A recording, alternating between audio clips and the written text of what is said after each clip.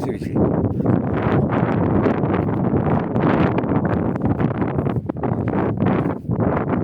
düz böyle nerede dur? Gene değerli. Bunlar 3-4 değerliler. Gel buraya. Cebra değil mi? Arkadaş bunlardan güzel. Bunlardan ters bir genişliğinde. Bak o uzak göster ağacı. O ağaç. Yakşı o ağacın yanında değil.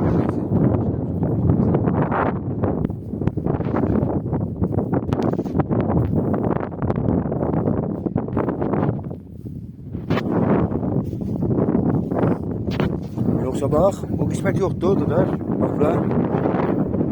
O ağaç görsen o ağaç.